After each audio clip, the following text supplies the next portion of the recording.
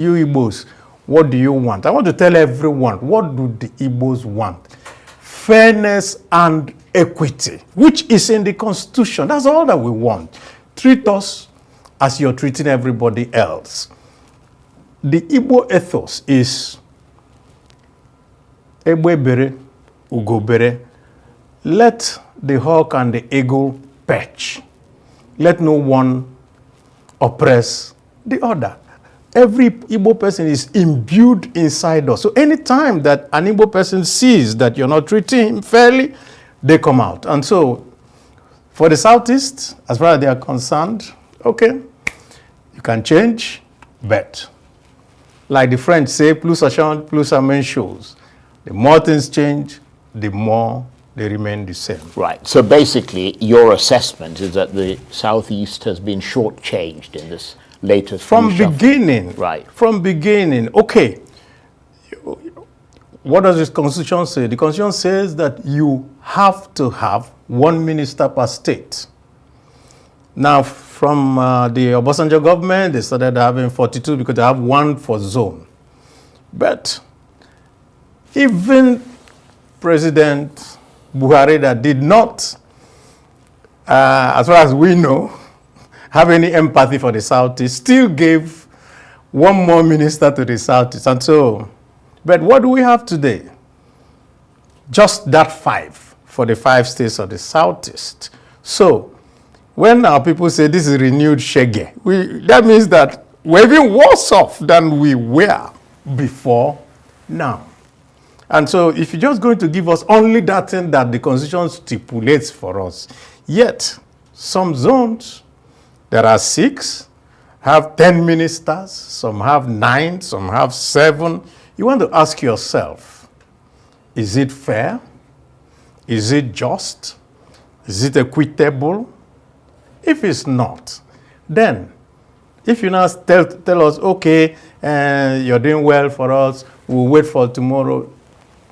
As far as the Southeast is concerned, waiting for Godot. Right. So the issue you have is that it's not whether or not there's one minister from each southeastern state. It's the fact that other states have more ministers. No, not the other states, the zones. You know, right. We have 6 geopolitical yes. zones. So you don't treat one geopolitical zone as if it's an appendage of every other one.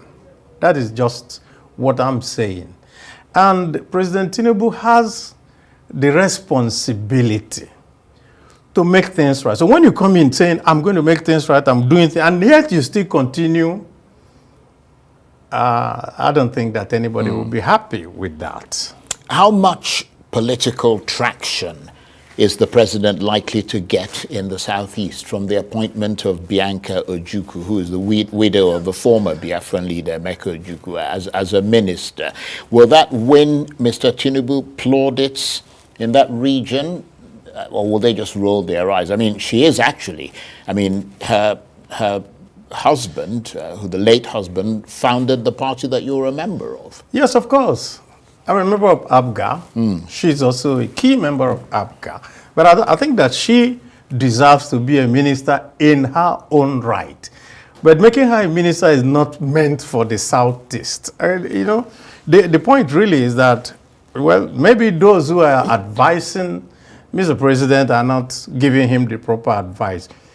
Like I said, what the Southeast want is Egbe bere, Ugo bere, do to me the way you are doing to others. Right. So what would have satisfied... You can give to her. She deserves it. That's what I'm saying. Right. But that will not bring the Southeast to say, okay, because you have given to her, therefore, it has covered all the anomalies. Right. So what would have satisfied you? What would have satisfied us is, okay, fine. You have 50 ministries. You're sharing it by 6. What does that give everybody? At least each zone will get 8. At least. But then some are more, some are less, or at least each zone will get 7. Just like that. That will have now told everybody that you're even-handed. But when you even go beyond that, Look at what Section 14.3 says. Section 14.3 says that you will have to run the state in a manner that does not show a preponderance of this from one zone. So what do we have today? The whole of the economy is in the hands of one zone. CBN, this, that, finance, everybody. Just check it. And so you ask yourself, is this what is contained in the Constitution? Section 14.4 also even says that you ought to do things so that you do not make others feel that they are not taken care of. So, as far as we are concerned, we don't think that they are getting it right. You know, the problem that I notice in this country is that everybody has a beef. It doesn't matter which part of the country you... No, seriously. Well, it doesn't matter which part of the country you... If you go to the north right now, they have... I mean, what you're talking about, how many ministers they got or whatever, is just, as far as I'm concerned, is completely irrelevant. No. You just asked about the minister. I know. I'm dealing with that. But if you come to another area, I will also deal with that. Well, let's go to another area, because, I mean, another area that people have a lot of problems with is the National Assembly, of which you're a member. In fact, you've been a member, that you're one of the, longest serving senators by today's standards. Sure. Or certainly members of the National Assembly. Sure. And for example, Bianca Ojukwu has just been nominated. Her nomination, along with the others, will now move to the Senate, where you work, for approval. Yes. Or, as some believe, to be rubber stamped, because many Nigerians believe that the National Assembly and the Senate simply rubber stamps everything the president does. Well, let me put it this way. Every leadership of the National Assembly tends to stamp their own imprimatur on it. And so if the leadership today feels that they need to work closely with the president, then that may be what will seem to be like this. But don't forget one crucial fact. Most of the members of this 10th National Assembly were new. So they had not imbibed the ethos that we are actually a different arm of government. Well, aren't they supposed to be given training and stuff? Well, you get the training, but you get it by doing. I've stayed there for a very long time. That means I know I have had to. At the first time I also came, I think I was also feeling that, maybe this is not what you're supposed to do, maybe this, but that is exactly where we are. It does not necessarily mean that that is what every member of the National Assembly wants. Unfortunately, the Nigerian public does not realize that we also have to do things by votes. And so I may say no to what they like.